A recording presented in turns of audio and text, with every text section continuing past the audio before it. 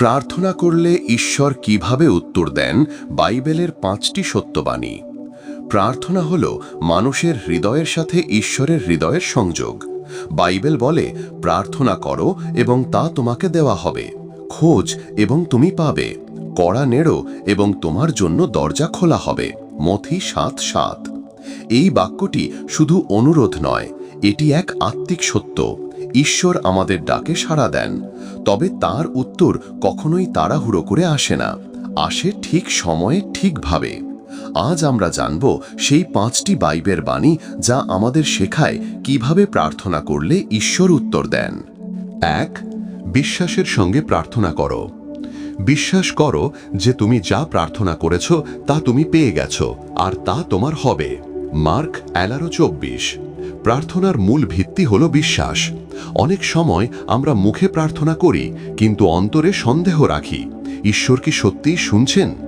এই সন্দেহই আমাদের প্রার্থনার শক্তি কমিয়ে দেয়।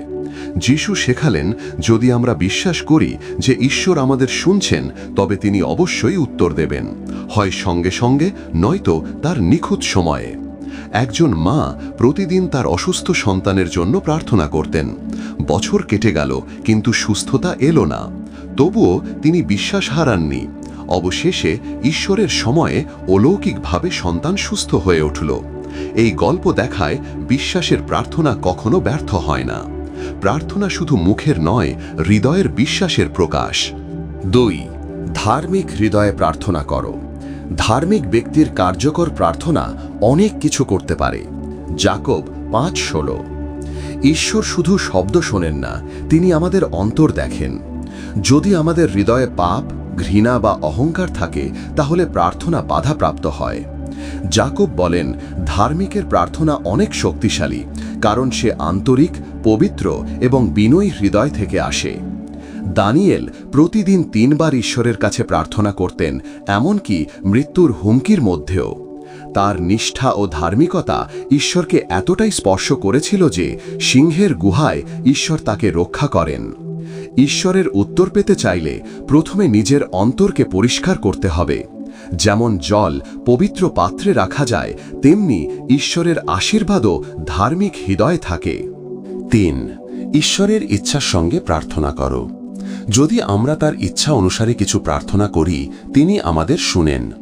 1 যোহান 5:14। আমরা প্রায়ই ঈশ্বরের কাছে এমন কিছু চাই যা আমাদের জন্য ঠিক নয়, কিন্তু ঈশ্বর জানেন কোনটি আমাদের জন্য ভালো আর কোনটি ক্ষতিকর। তার উত্তর সব সময় তার ইচ্ছা অনুযায়ী আসে, না যে আমরা যা চাই তা অনুযায়ী।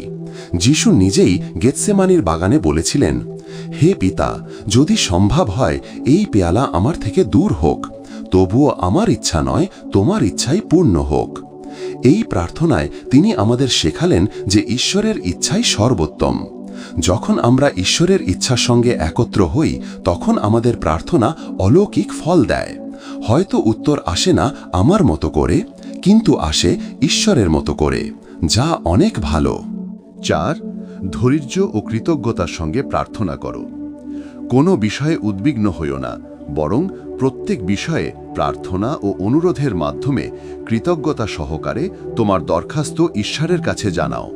ফিলিপিও 4:6-7। প্রার্থনা শুধু চাওয়া নয়, কৃতজ্ঞতা প্রকাশও। অনেক সময় আমরা প্রার্থনা করি, কিন্তু ধৈর্য হারিয়ে ফেলি। ঈশ্বরের উত্তর আসে তখনই যখন আমরা অপেক্ষা করতে জানি এবং কৃতজ্ঞ থাকি। হান্না বছর পর বছর ঈশ্বরের কাছে সন্তান চেয়েছিলেন। অবশেষে তিনি প্রতিজ্ঞা করলেন যে যদি ঈশ্বর তাকে একটি পুত্র দেন, তিনি তাকে ঈশ্বরের সেবায় উৎসর্গ করবেন। ঈশ্বর তার প্রার্থনা শুনলেন এবং জন্ম নিলেন নবী সামুয়েল। ধৈর্যশীল ও কৃতজ্ঞ হৃদয় সব সময় ঈশ্বরের আশীর্বাদ আকর্ষণ করে। 5. নিরন্তর প্রার্থনা করো এবং আশায় থেকো। নিরন্তর প্রার্থনা করো। 1 থেসালোনিক 5:17। প্রার্থনা একদিনের কাজ নয়, এটি এক জীবনযাত্রা। ঈশ্বর আমাদের শেখান, কখনো প্রার্থনা থামিও না। এমনকি যখন উত্তর দেরিতে আসে, তখনও প্রার্থনা করে যাও, কারণ ঈশ্বর কাজ করছেন, যদিও তুমি তা এখন দেখতে পাচ্ছ না। এক বিধবা নারী প্রতিদিন বিচারকের কাছে গিয়ে ন্যায় চাইতেন, লুক 18 অধ্যায়।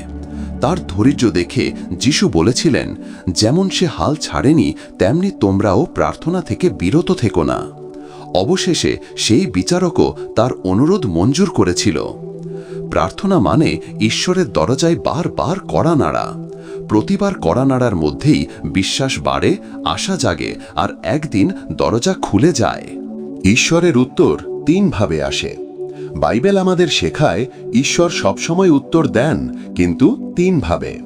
এক, হ্যাঁ, যখন আমাদের প্রার্থনা তার ইচ্ছার সঙ্গে মিলে যায়। দুই, না, যখন তা আমাদের জন্য ক্ষতিকর। তিন, অপেক্ষা করো, যখন সময় এখনো প্রস্তুত নয়। প্রার্থনা মানে ঈশ্বরকে বদলানো নয়, বরং নিজেকে পরিবর্তন করা, যাতে আমরা তার আশীর্বাদ গ্রহণের উপযুক্ত হই। ঈশ্বর নীরব হলেও তার নীরবতা উত্তরবিহীন নয়। অনেক সময় তার নীরবতার মধ্যেই কাজ হয়, আমাদের বিশ্বাসকে দৃঢ় করার জন্য।